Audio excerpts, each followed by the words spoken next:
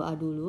Karena balik lagi kita nggak bisa untuk baca firman Tuhan pakai hikmat kita sendiri. Kita nggak bisa untuk ngerti makna dari firman Tuhan yang hidup ini kalau kita nggak minta tuntunan Tuhan. Jadi kita berdoa dulu ya. Bapak, aku bersyukur untuk sore hari ini kami banyak bisa berkumpul di live TikTok untuk bisa baca firman Tuhan bareng-bareng. Mungkin ada banyak orang yang bisa luangin waktunya untuk baca firman Tuhan di pagi atau di malam hari. Tapi di sore hari ini Tuhan, ketika banyak orang yang mungkin lagi scroll-scroll live TikTok dan bisa ada di live TikTok ini untuk bisa dengerin renungan. Dan biar Engkau senantiasa memberikan kami hikmat dan pengertian sehingga firman yang hidup ini yang kelihatannya hanya cuma tulisan tapi bisa kami alami dampaknya, karena ini bukan cuma sekedar firman yang tertulis tapi ini adalah firman hidup yang akan menuntun kami, yang akan membebaskan kami, yang akan mengubahkan hidup kami untuk kami menjadi serupa dan segambar dengan Engkau, supaya kami hidup dengan kebenaran Tuhan, supaya kami bisa melakukan apa yang Tuhan kehendaki dalam kehidupan kami. Jadi Tuhan, biar hari ini berikan kami ketenangan, damai sejahtera, berikan kami pengertian supaya kami bisa duduk tenang untuk baca firman Tuhan sore hari ini. Bersyukur untuk segala hal yang Tuhan ingin terjadi sampai pada hari ini. Kami percaya Tuhan ada bekerja untuk kebaikan dalam kehidupan kami. Dalam nama Tuhan Yesus, amin. Nah, kita mau baca dari Efesus 5 ayat yang ke-30. Aku tidak dapat berbuat apa-apa dari diriku sendiri. Aku menghakimi sesuai dengan apa yang aku dengar dan penghakimanku adil. Sebab aku tidak menuruti kehendakku sendiri, melainkan kehendak Dia yang mengutus aku.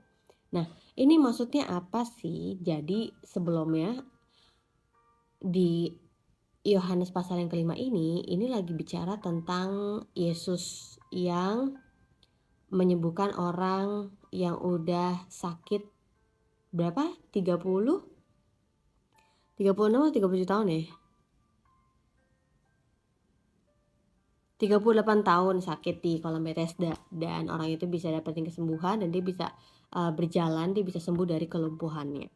Dan akibat dari peristiwa itu beberapa orang Yahudi kan gak suka ya, bahwa kenapa nih orang disembuhkan pada hari Sabat gitu kan. Mereka merasa itu melanggar peraturannya mereka gitu ya, pengertian mereka.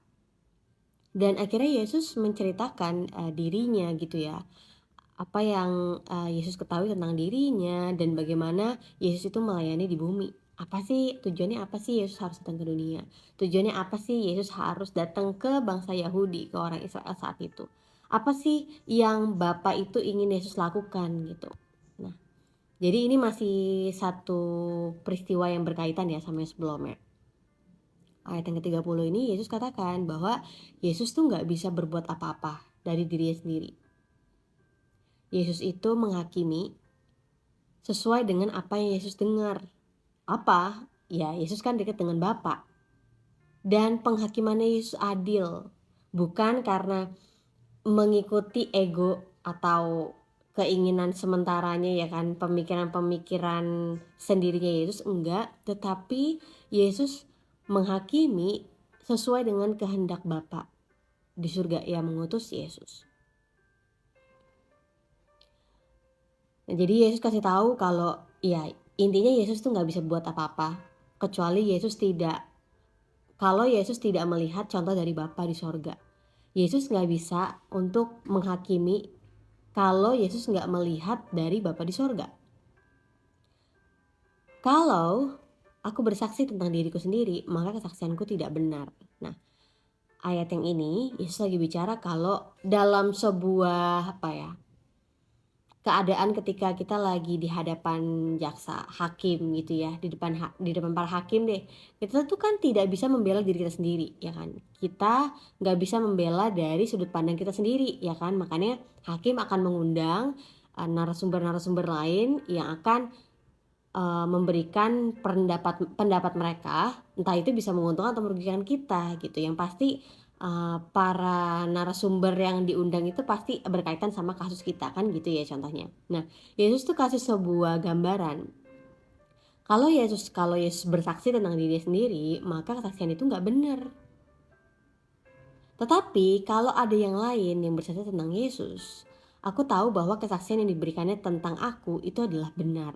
Jadi Yesus bilang, kalau sampai ada orang lain yang bersaksi tentang aku, ya berarti itu benar. Kamu telah mengirim utusan kepada Yohanes dan ia telah bersaksi tentang kebenaran. Tetapi aku tidak memerlukan kesaksian dari manusia. Namun aku mengatakan hal ini supaya kamu diselamatkan. Jadi kamu di sini maksudnya adalah beberapa orang Yahudi saat itu. Jadi beberapa orang Yahudi udah mengirim nih beberapa perwakilan untuk datang ke Yohanes dan mempertanyakan tentang Yesus. Dan Yohanes telah bersaksi tentang kebenaran. Tetapi sekali lagi pelayanan Yesus saat itu, kehadiran Yesus saat itu tuh nggak perlu tanda kutip dikonfirmasi atau diakui oleh manusia. Sesungguhnya Yesus merasa bahwa dia tidak perlu untuk diakui, tidak perlu untuk dikonfirmasi, tidak perlu untuk diberikan kesaksian oleh manusia lain. Contohnya gini, di ayat yang ke-35, ia adalah pelita yang menyala dan yang bercahaya dan kamu hanya mau menikmati seketika cahaya itu aja. Jadi ini adalah sebuah gambaran si Yohanes Pembaptis. Yohanes Pembaptis ini kayak pelita yang menyala. Dan Yohanes Pembaptis ini adalah bukan hanya pelita yang menyala aja, tapi dia bercahaya. Dan kebanyakan orang yang menyaksikan Yohanes Pembaptis cuma mau menikmati seketika, maksudnya cuma mau menikmati cahaya itu sebentar doang gitu. Jadi Yohanes Pembaptis ini adalah sebuah, kan kita tahu ya Yohanes Pembaptis itu adalah sebuah pembuka jalan gitu ya. Sebelum akhirnya Yesus pelayanan, dibilangnya adalah forerunner-nya yang akan jalan duluan, mempersiapkan jalan untuk akhirnya Yesus bisa melayani. Tapi Yesus katakan bahwa meskipun Yohanes Pembaptis itu adalah pelita yang menyala dan yang bercahaya, tapi itu cuma cahaya yang sementara gitu ya, yang cuma sebentar. Tetapi kata Yesus, aku punya suatu kesaksian yang lebih penting daripada kesaksian Yohanes. Jadi Yohanes kan saat itu udah jadi orang yang terkenal ya, dan perkataannya tuh udah dianggap oleh banyak orang, bahkan para pemimpin agama Yahudi saat itu. Tetapi orang terkenal Yohanes Baptis gitu ya, orang yang punya peranan penting gitu, Yesus katakan bahwa ada yang lebih penting lagi nih daripada kesaksian Yohanes. Hah? Kesaksian siapa dan kesaksian apa gitu ya? Yaitu segala pekerjaan yang diserahkan Bapa kepadaku supaya aku melaksanakannya. Pekerjaan itu juga yang kukerjakan sekarang dan itulah yang memberi kesaksian tentang aku, bahwa Bapa yang mengutus aku. Jadi bukti bahwa Yesus melakukan segala pekerjaannya, pelayanan di muka bumi ini, itu adalah sebuah bukti bahwa yaitu adalah bukti atau sebuah wujud bahwa Yesus adalah sosok yang diutus oleh Allah Bapa. Makanya kalau kita lihat kayak oke, Yesus menyembuhkan, oke, Yesus mengadakan mujizat, oke, Yesus mengajar, oke, Yesus memberitakan keselamatan. Tapi kan kita kadang-kadang bingung ya, itu maksudnya apa ya? Itu tujuannya adalah yang Yesus lakukan itu yang Bapa pengen. Bapa di surga tuh pengen semua orang tuh tahu kebenaran. Bapa di surga tuh pengen semua orang tuh menyaksikan karakteristik kerajaan surga tuh seperti apa sih? Kerajaan Allah tuh seperti apa, yang dalamnya ada kasih, dalamnya ada kesembuhan, dalamnya ada mujizat, di dalamnya ada berkat, ada pemulihan. Yaitu adalah karakteristik dari kerajaan surga. Nah, jadi kalau misalnya kita lihat pelayanan Yesus, sebenarnya kita jadi tahu apa yang Bapa inginin gitu, apa yang Bapa pengen untuk manusia ketahui, pengen manusia tuh saksikan bahwa oh ini loh yang Bapa di surga tuh inginkan. Ayat yang ke-37. Bapa yang mengutus aku, dialah yang bersaksi tentang aku. Kamu tidak pernah mendengar suaranya, rupanya pun tidak pernah kamu lihat, dan firman-Nya pun tidak menetap dalam dirimu, sebab kamu tidak percaya kepada Dia yang diutusnya. Jadi Yesus katakan bahwa ada Bapa, Allah Bapa yang mengutus Yesus. Dan gak cuma mengutus, tapi Allah Bapa juga yang mengkonfirmasi bahwa Yesus adalah utusan Bapa gitu ya. Kalau kita lihat ini, sebenarnya kita mundur sebentar ke peristiwa ketika Yohanes Pembaptis membaptis Yesus. Dan dari situ kita tahu bahwa inilah anak yang kukasihi dan kepadanya lah aku berkenan. Dan kalimat itu kan disaksikan oleh banyak orang yang saat itu gitu ya. Dan itu adalah sebuah bukti bahwa nggak ada orang saat itu yang ngomong atau pakai speaker gitu kan sampai semua orang dengar. Tapi semua orang saksikan bahwa suara itu tuh benar-benar muncul dari atas, dari langit, dari surga, dan akhirnya adalah wujud Roh Kudus gitu ya dalam bentuk merpati. Jadi benar-benar dari situ juga kita lihat sebuah wujud bahwa Allah sedang menunjukkan bahwa ini loh anak yang kukasihi, ini loh firman yang mengambil rupa manusia, ini loh wujud Allah yang mengambil rupa manusia gitu. Jadi itu ada Allah Bapa yang lagi yang lagi memberi kesaksian, dan ada Yesus yang lagi dibaptis, dan ada wujud Roh Kudus.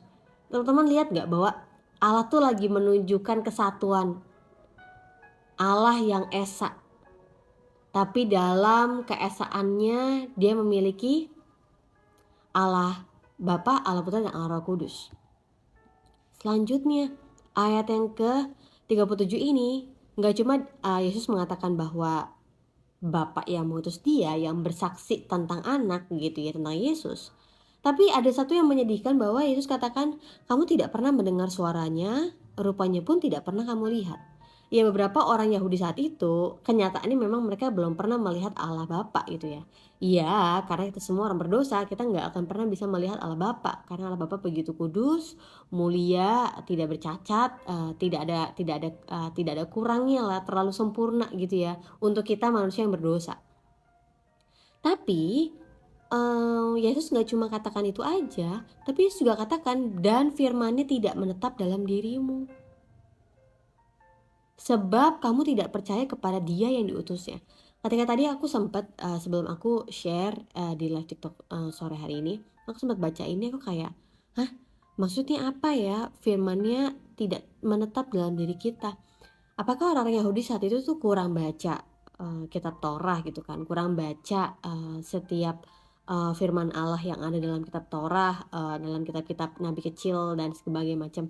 Kenapa gitu kan? Tapi di sini ada kalimat selanjutnya yang menjelaskan bahwa firman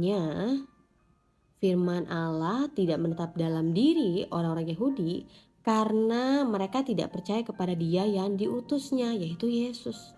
Jadi ini tuh sebuah konfirmasi ya bahwa dalam kitab Yohanes ini kan awal-awal kita baca bahwa pada mulanya adalah firman. Firman itu bersama dengan Allah, dan firman itu adalah Allah. Ya kan? Kita tahu itu. Dan dari hal itu berarti kita bisa, bukan cocokologi ya, kita bisa mengerti bahwa firman ini tuh bukan firman kayak kitab-kitab Torah, nabi-nabi kecil, nabi besar gitu ya, kitab-kitab sastra, sejarah yang ada di dalam Perjanjian Lama. Tapi ini sebenarnya mengarah kepada Yesus. Kalau mereka mau percaya bahwa Yesus itu adalah sosok yang diutus oleh Allah Bapa sebagai bukti perwujudan bahwa Allah itu datang ke dunia untuk menyelamatkan manusia gitu. Tetapi ya karena mereka nggak mau percaya sama Yesus ya adalah utusan Allah Bapa, ya itu menjadi suatu bukti bahwa firman-Nya Allah tuh tidak tinggal dalam diri mereka. Menyedihkan ya, tapi faktanya itu. Jadi mungkin mereka sering baca kitab Torah, kitab-kitab sejarah, tapi sebenarnya mereka tidak mengenal, tidak menerima, tidak menghidupi firman itu. Sedih ya. Ya. Kamu menyelidiki kitab-kitab suci sebab kamu menyangka bahwa olehnya kamu mempunyai hidup yang kekal. Tetapi walaupun kitab-kitab suci itu memberi kesaksian tentang aku, namun kamu tidak mau datang kepadaku untuk memperoleh hidup itu. Jadi ini adalah sebuah bukan perkenalan sih, tapi Yesus sedang menjelaskan dirinya, Yesus sedang memperkenalkan dirinya, Yesus sedang menunjukkan dirinya bahwa ya pada akhirnya orang-orang Yahudi itu lebih banyak menyelidiki kitab suci, tapi sebenarnya mereka nggak sadar bahwa sebenarnya di dalam makna kitab suci mereka itu mengarah kepada satu pribadi nih, Yesus gitu. Jadi mereka hanya menyelidiki kitab-kitab suci yang mungkin bisa menambah kepintaran mereka, menambah hikmat mereka, menambah pengetahuan mereka yang mereka anggap seperti itu ya. Mereka anggap mereka dapat mengenal Allah lewat mereka memiliki kitab suci. Tetapi mereka sampai kehilangan esensinya bahwa sebenarnya ini tuh mengarahkan kepada Yesus. Jadi mereka mengira dengan kita banyak baca kitab suci, ya orang Yahudi ya khususnya ya, dengan kita menyelidiki, kita menghafal, kita bisa membaca maknanya gitu-gitu ya. Tapi mereka nggak benar-benar menangkap secara jelas bahwa sebenarnya kitab suci itu hanya sebuah perantara gitu untuk akhirnya mereka bisa ketemu sama pribadi Yesus, pribadi Yesus, pribadi Yesus. Jadi walaupun kitab-kitab suci itu memberi kesaksian tentang Yesus, namun kamu tidak mau datang kepadaku untuk memperoleh hidup itu. Jadi aku keinget ya salah satu ayat yang Paulus katakan di Galatia ya kalau nggak salah. Paulus lagi katakan bahwa sebenarnya kalau kita lihat hukum, ya maksudnya hukum ini kalau kita baca kan kita udah langsung ngerti maksudnya hukum Taurat ya. Hukum Taurat ini sebenarnya mengarahkan kita, menuntun kita kepada pribadi Yesus. Hukum Taurat itu tuh bukan esensinya, ya. Hukum Taurat itu bukan esensi, tapi itu sebenarnya mengarah kita kepada pribadi Yesus. Nah banyak orang kan jadi berfokusnya kepada hukumnya lah, lu nggak boleh gini, lu nggak bisa ini, apa segala macem, sampai lupa bahwa sebenarnya ini menuntun kita bahwa kita nggak bisa lakuin semua hukum ini, cuma Yesus yang bisa menggenapi semua hukum ini. Cuma Yesus yang bisa memberikan kita hidup. Kita nggak bisa tuh hidup karena kita melakukan hukum Taurat, nggak bisa. Ya, aku tidak memerlukan hormat dari manusia, ayat 41. Tetapi tentang kamu, memang aku tahu bahwa dalam hatimu kamu tidak mempunyai kasih akan Allah. Aku datang dalam nama Bapakku dan kamu tidak menerima aku. Jikalau orang lain datang atas nama dirinya, kamu akan menerima dia. Jadi ketika aku baca ini, sebenarnya ini mengarah kepada Yesus tahu bahwa orang-orang yang sedang ia hadapi, yang ia temui itu menolak. Yesus tahu gak sih sebelum dia datang dia akan ditolak oleh orang Yahudi? Tahu lah ya, kan dia Allah, dia tahu. Tapi itu lagi ya, kita pikirin lagi kasihnya Allah begitu besar bagi dunia ini, kasihnya Yesus begitu besar. Dia tahu dia tetap akan ditolak, tapi dia tetap melakukan bagiannya. Dia tetap datang kepada orang Israel, dia datang kepada orang-orang Yahudi untuk akhirnya mereka dengar kebenaran, mereka menyaksikan bukti kebenaran bahwa kasih Allah itu nyata banget bagi mereka, ya.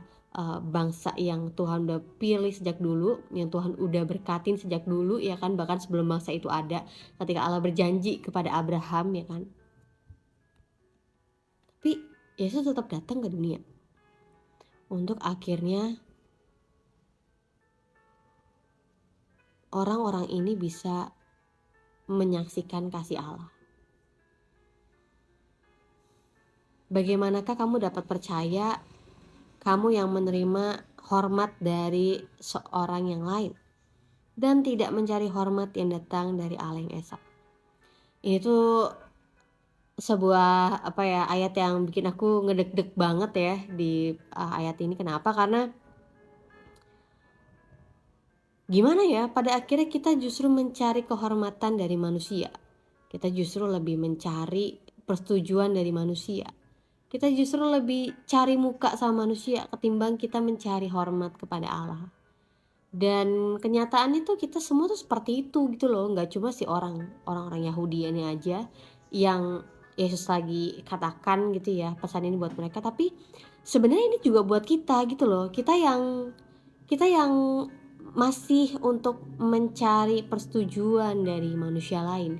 Kita yang mencari hormat dari orang-orang yang kita sangka bisa kita kagumi, kita dapatkan keuntungan dari mereka, kita sampai lupa untuk mencari hormat dari Allah yang esa. Maksudnya kita menghormati Allah yang esa. Jangan kamu menyangka bahwa aku mendakwa kamu di hadapan Bapa. Yang mendakwa kamu adalah Musa, yaitu Musa yang kepadanya kamu menaruh harapan. Sebab jikalau kamu percaya kepada Musa, tentu kamu akan percaya juga kepada aku sebab ia telah menulis tentang aku. Tapi jikalau kamu tidak percaya akan apa yang ditulisnya, bagaimanakah kamu akan percaya akan apa yang kukatakan? Nah, jadi kalimat selanjutnya bahwa ya Yesus katakan bahwa yang menghakimi kalian tuh bukan aku. Yang mendakwa kalian tuh bukan aku tapi Musa. Tuh Musa yang sangat kalian harapkan tuh yang akan menghakimi, mendakwa kalian gitu. Tetapi kalau misalnya orang-orang Yahudi itu benar-benar memperhatikan tentang tulisannya Musa, tentang pengajarannya Musa, Yesus katakan,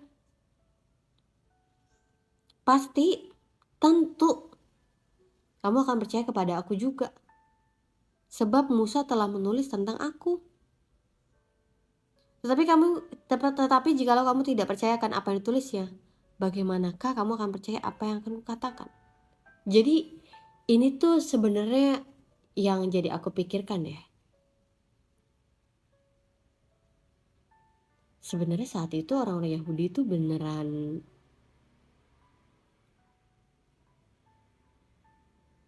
memiliki tujuan membaca untuk mengerti atau enggak ya? Maksudnya sekali lagi kadang-kadang kita semua tuh jadi terjebak dalam keagamaan gitu ya. Kita jadi terjebak untuk berada dalam posisi benar atau salah, boleh atau tidak boleh, sampai kita melupakan bahwa kenapa ya ini tuh dilarang, kenapa ya kita disuruh untuk ini, kenapa kita dituntut untuk seperti ini. Dan dari tulisan Yohanes ini itu ya, dari perkataan Yesus ini sebenarnya jadi sebuah perenungan sendiri bagi kita bahwa apakah selama ini ketika kita baca firman Tuhan, apakah itu cuma jadi sekedar pengetahuan aja? Apakah itu cuma jadi sekedar moral aja, moralitas kita? Apa itu cuma jadi sekedar rutinitas kita aja, tapi kita nggak pernah sangka bahwa sebenarnya itu tidak pernah kita tuh akhirnya sadar bahwa kita tuh perlu Tuhan.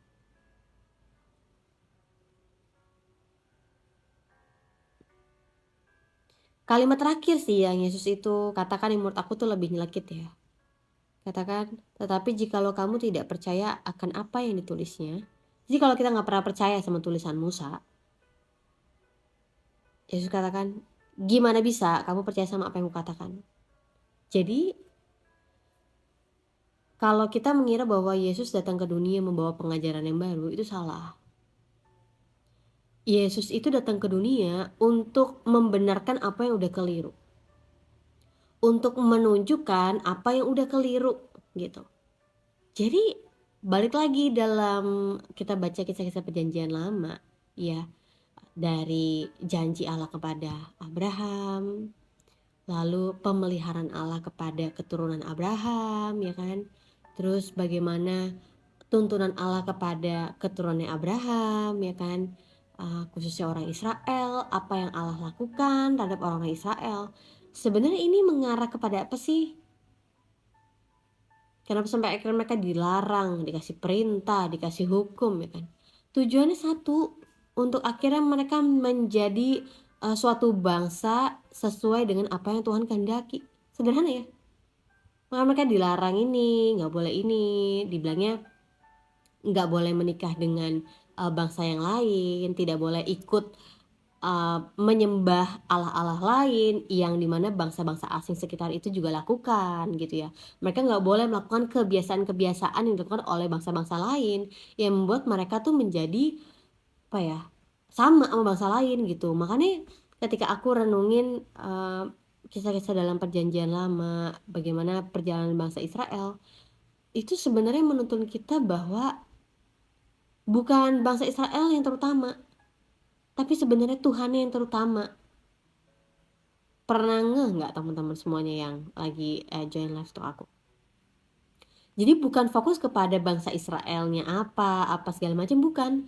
Tapi fokus kepada Allah, kepada pribadi Allah yang menepati janjinya, yang setia akan janjinya, yang tidak melupakan janjinya, yang memelihara bangsa Israel, yang memberkati bangsa Israel, yang ada untuk mengasihi Israel meskipun kita tahu ada berapa kali Israel tuh mengandalkan diri sendiri, mencari jalan keluar dengan sudut pandang sendiri gitu ya.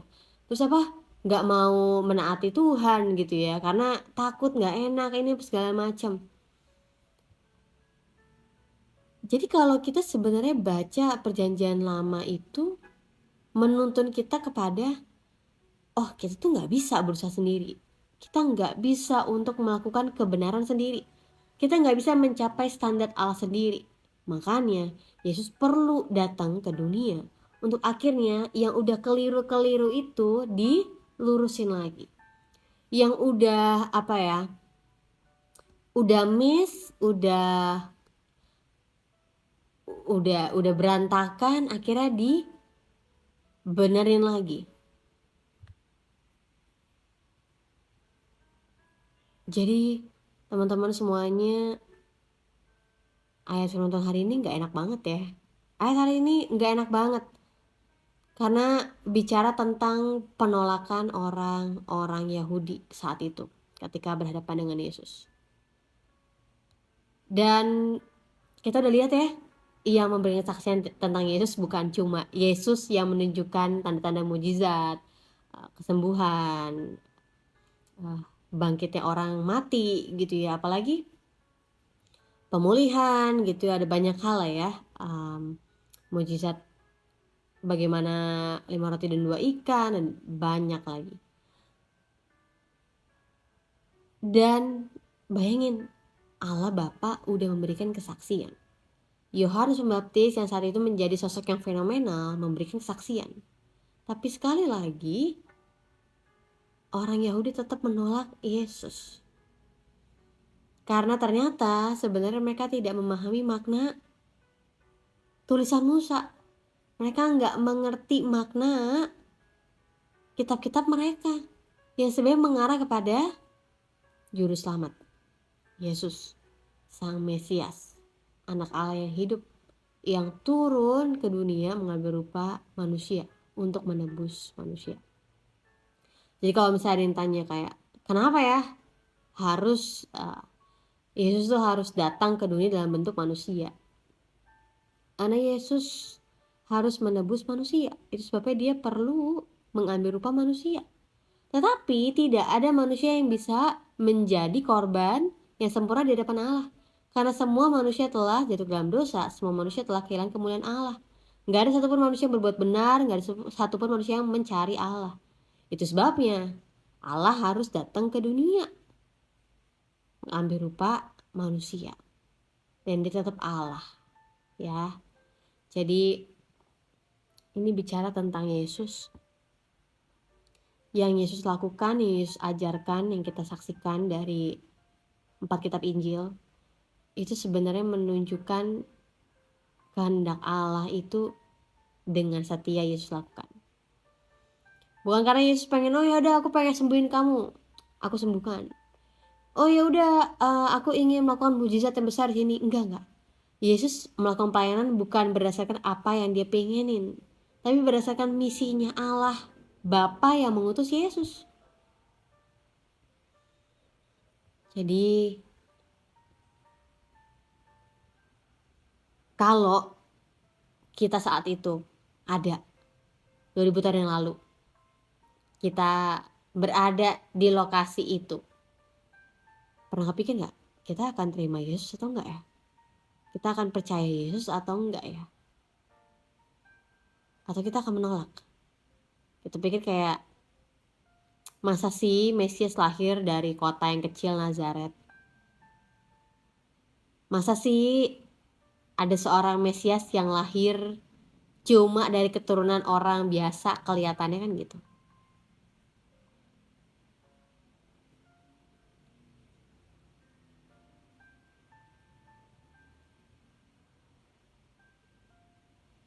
Demikian juga ketika kita baca firman Tuhan. Sebenarnya setiap kali kita baca firman Tuhan, itu sebenarnya menuntun kita kepada pribadi Yesus. Pribadi Yesus, pribadi Yesus. Yuk kenal pribadi Yesus, yuk alami pribadi Yesus. Ayo kita lakukan sesuai dengan apa yang Yesus telah lakukan. Yuk kita meneladani hidup Yesus. Kan sebenarnya sederhana itu ya. Atau kita malah jadi jatuhnya menjadi orang yang sedang memposisikan sebagai ahli hukum, apalagi hukum Taurat. Atau kita sedang memposisikan kita sebagai seorang yang paling tahu firman. Ada berapa banyak sih orang yang tahu firman? Lebih banyak orang yang tahu firman Tuhan, yang pintar bicara tentang firman Tuhan atau yang menghidupi. Bagaimana dengan kita? Apakah kita hanya sekedar baca sampai lupa bahwa ini tuh mengarah kepada Yesus? Atau kita kayak oke, udah hari udah baca kan, ya udah selesai.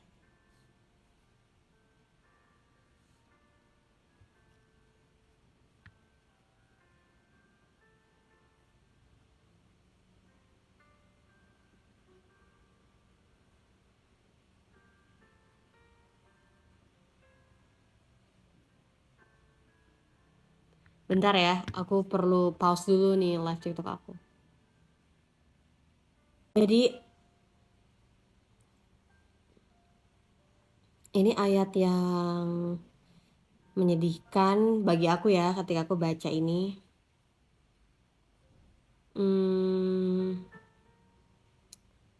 Apa ya? Misi pertama Allah datang ke dunia untuk menyelamatkan orang-orang Yahudi, tapi mereka menolak. Kayaknya kalau orang lain datang kok nggak ditolak gitu ya, tapi Yesus datang ditolak. Padahal sebenarnya kedatangan Yesus ke dunia tuh bukan karena maunya Yesus, tapi karena kehendak Allah. Atas dasar kemauan Allah, dan udah dikonfirmasi juga oleh Allah Bapa ya kan, dikonfirmasi juga oleh Yohanes Pembaptis. Tetapi tidak banyak orang yang mau menerima dan mengakui Yesus adalah juru selamat. Tapi makanya kalau kita mengingat lagi ya, penolakan orang Yahudi itu jadi berkat bagi kita. Dibilangnya karena mereka nggak mau, mereka nggak percaya, akhirnya keselamatan itu diberikan bagi setiap orang yang mau menerima dan percaya kepada Yesus. Mereka akan diberikan kuasa untuk menjadi anak-anak Allah. Dan itu kita saksikan sekarang ya. Kita bisa dengar kebenaran, kita bisa mengalami banyak buah kebenaran dalam hidup kita. Kita mengalami pertobatan, kita kenal Yesus sebagai kado terindah dalam hidup kita. Kita menyaksikan tuntunannya Allah dalam hidup kita, kita menyaksikan pemeliharaannya Allah. Karena kalau misalnya ya tadinya kita tidak dapat kebenaran, kita nggak dapetin tuh segala berkat dari penebusan Yesus gitu.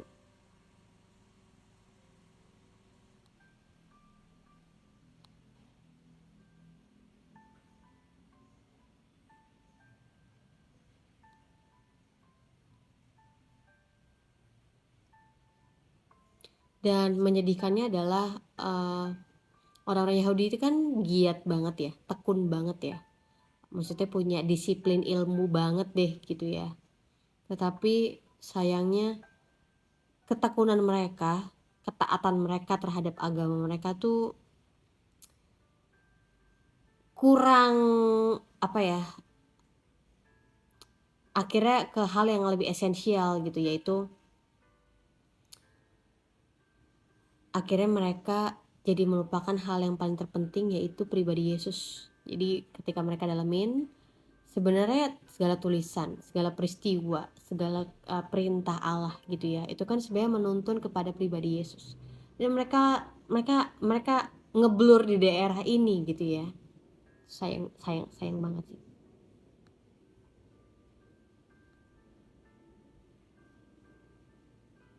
Ya. Ada banyak orang yang sangat bertekun dalam melakukan keagamaannya. Ada banyak orang Kristen juga disiplin banget dalam menjalankan keagamaan Kristennya, tapi lupa bahwa sebenarnya itu untuk menuntun kita kepada pribadi Yesus. Agama gak bisa menyelamatkan kita, agama gak bisa menghapus dosa kita. Hanya Yesus yang bisa mengampuni dosa kita, hanya Yesus yang bisa menebus dosa kita. Dan kebenaran ini aku tahu mungkin gak semua orang setuju, gak apa-apa, tapi aku saksikan bahwa pribadi Yesus itu yang jauh lebih penting daripada apa yang pernah kita dapatkan, apa yang pernah kita capai, apa yang pernah kita pikirkan. Dia kado terindah dalam hidup kita.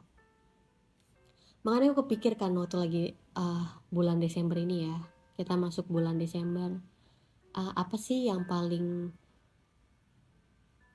terpenting ketika kita ada di perayaan Natal?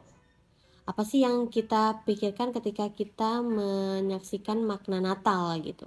Ada banyak orang kan berbondong-bondong kayak harus pakai baju baru ya kan, harus kumpul sama teman-teman udah lama, harus makan di tempat-tempat yang enak. Tapi sampai melupakan bahwa hal yang terutama tuh bukan pestanya, bukan selebrasinya, bukan pohon Natalnya, bukan dekorasinya, tapi lebih kepada pribadi Yesus itu yang udah banyak orang lupain ya kan. Ada banyak orang kayak mudah banget tuh untuk jadi terdistract gitu ya, fokusnya kayak pengennya kayak kalau Natal harus pakai baju yang rapi, kalau Natal harus datang ke keluarga-keluarga, kalau Natal kita harus makan-makan yang enak, sampai lupa bahwa yang terutama itu adalah kelahiran pribadi Yesus ke dunia ini, mengambil rupa manusia untuk akhirnya menyelamatkan kita semuanya. Dan aku bagus banget tadi siang, aku lupa deh pagi atau siang, aku lagi dengerin satu renungan dan seorang hamba Tuhan bilang gini, pernah perhatikan gak sih bagaimana pesan malaikat Gabriel kepada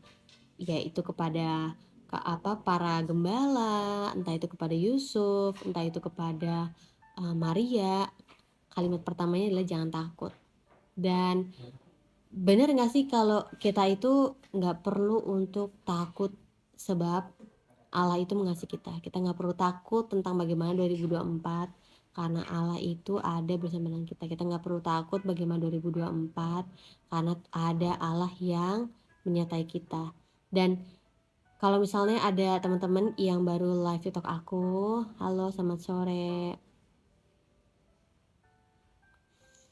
Dan itu yang kayak apa ya, yang aku dengar dari salah satu renungan yang aku dengar hari ini tuh jadi menguatkan aku ya, kayak itu kan sederhana, jangan takut gitu karena ada Allah yang menyertai kita. Jangan takut, jangan negatif thinking duluan, jangan kayak stres duluan ketika melihat kenyataan gak sesuai ekspektasi. Kalau kita hidup sebagai orang yang gampang ketakutan, kalau kita hidup sebagai orang yang dibayang-bayangi dengan ketakutan, ya sebenarnya di mana sih iman kita? Kita perlu sadar bahwa kita manusia, kita terbatas, kita nggak tahu masa depan kita. Kita berusaha tapi kadang juga kenyataan nggak sesuai dengan ekspektasi kita, dan nggak apa-apa. Itu sebabnya kita perlu Tuhan yang akan melakukan hal-hal yang kita nggak bisa lakukan. Kita perlu Tuhan yang mengerjakan hal-hal yang kita nggak tahu masa depan kita. Kita pikir kita sebagai manusia kita bisa mikirin tuh bagaimana nasib kita 10 tahun lagi, per harinya tuh gimana, kita harus pastikan gitu dalam 10 tahun kehidupan harus selalu baik, semua orang harus selalu baik sama kita. Nggak bisa, itu nggak bisa kita pikirkan, itu nggak bisa kita jamin. Itu sebabnya kita perlu Tuhan ya. Jadi ada banyak orang yang lagi bingung, lagi stres tentang masa depannya, lagi khawatir tentang bagaimana apa yang akan terjadi 2024 ya kan. Udah banyak orang takut, tapi ketahuilah bahwa ada Allah yang menyertai kita. Memang kenapa kalau misalnya akhirnya kita jadi misalnya contoh kita sakit, emang kenapa kalau sampai akhirnya kita seperti kehilangan banyak hal? Emang kenapa kalau kita akhirnya dijauhi oleh banyak orang? Kenapa? Kan masih ada Tuhan dalam hidup kita, kan masih ada Tuhan dalam hidup kita. Dan ini loh yang banyak orang Kristen tuh udah sering lupain ya, karena sampai akhirnya melupakan bahwa kedaulatan Tuhan tuh jauh lebih penting, penyertaan Tuhan tuh jauh lebih penting daripada apa yang pernah bisa kita lakukan. Mungkin kita berpikir, oh kalau misalnya gue punya segini, duit segini bisa jamin hidup gue. Oh kalau gue punya orang-orang yang gue percayai, networking yang bagus, maka hidup gue akan aman. Enggak juga. Enggak juga. Justru kenapa sih kita nggak lebih takut kepada Allah yang akan memegang hidup dan mati kita gitu. Kenapa kita nggak lebih takut sama dia? Allah yang benar-benar berkuasa untuk mengambil nyawa seseorang, yang berkuasa untuk mematikan seseorang gitu. Kenapa kita nggak takut sama Allah? Kenapa kita lebih takut sama hal-hal lain, ciptaan lain? Misalnya kita takut karena kita nggak ada duit, kita takut karena kita nggak punya ada orang yang jamin hidup kita. Misalnya kita takut nih kalau misalnya nanti hidupnya gimana, nanti kalau jadi sakit keras gimana. Kita lupa kalau kita punya Allah yang memang akan bertindak sebagai Allah dalam hidup kita. Jadi teman-teman semuanya yang sore hari ini ada, itu sih yang hari ini aku bacakan dari Yohanes pasal yang kelima, ayat yang ke-30 ya, sampai ayat yang ke-47. Kisah tentang bagaimana Yesus menunjukkan siapa dirinya. Yesus menceritakan siapa yang mengutusnya. Yesus menceritakan siapa dirinya dan bagaimana respon dari orang-orang Yahudi saat itu. Makanya tadi aku tanya, kalau kita ada di daerah itu saat itu 2000 tahun lalu, apakah kita percaya juga atau kita nolak juga gitu ya. Nah berarti kalau dari perkataan Yesus ini kita tahu bahwa orang Yahudi saat itu sudah kehilangan esensinya, bahwa sebenarnya dari buku yang mereka baca, kitab-kitab yang mereka baca sebenarnya menuntun kepada pribadi Yesus, bukan kepada bagaimana cara mereka untuk mencapai Allah. Karena kita tahu nggak ada seorang pun manusia yang bisa mencapai Allah, karena semua manusia telah kehilangan kemuliaan Allah. Mungkin kita pikir, tapi kan kita punya moral gitu ya, kita punya hati nurani yang membuat kita bisa melakukan tindakan baik dan benar, bagaimana tidak menyakiti orang lain. Iya, tapi untuk akhirnya kita bisa mencapai standar kebaikannya Allah, kita nggak bisa.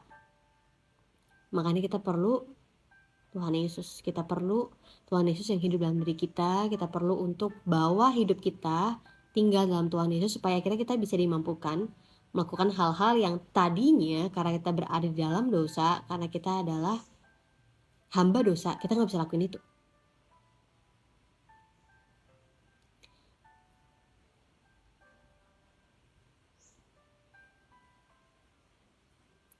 Jadi di sore hari ini, di sore yang lagi mendung-mendung, gloomy hujan gini, aku udah mau menyelesaikan renungan aku. Teman-teman thank you semuanya udah dengerin dari awal ya. Kayak tadi ada beberapa yang like dan follow, thank you semua. Nih hari ini renungannya gimana? Sederhana nggak? Atau agak kurang dimengerti gitu kan, karena kayak sulit. Ya ini sih sebenarnya kisahnya Yesus dengan orang-orang Yahudi gitu ya. Ada banyak prinsip yang kita bisa lihat, ada banyak contoh ya. Aku ambil beberapa. Oke.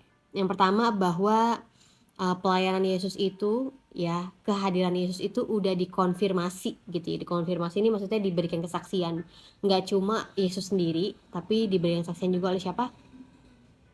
Oleh Allah sendiri, Allah Bapa yang mengutus Yesus, oleh Yohanes Pembaptis sebagai yang pembuka jalan gitu ya. Dan siapa lagi? Yesus sendiri. Ya, tapi kalau kita tahu kalau ada seseorang yang mau untuk mengakui dirinya sendiri, kan dibilangnya kurang bener lah ya, kurang tepat lah ya, perlu orang lain yang memberikan konfirmasi. Ya ini buktinya. Ada sosok lain yang memberikan konfirmasi tentang kehadiran Yesus ke dunia. Selanjutnya kita lihat apalagi, kita saksikan bahwa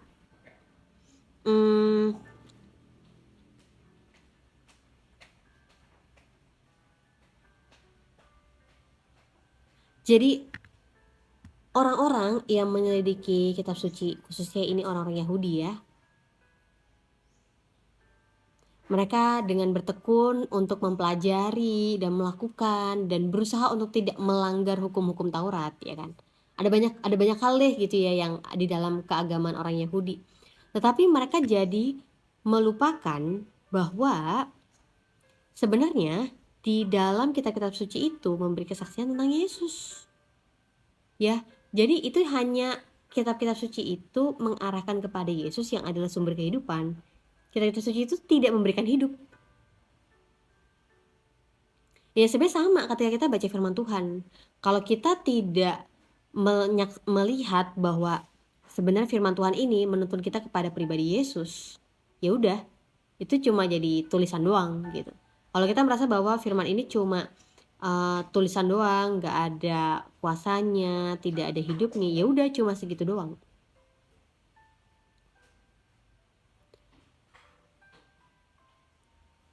Yang ketiga adalah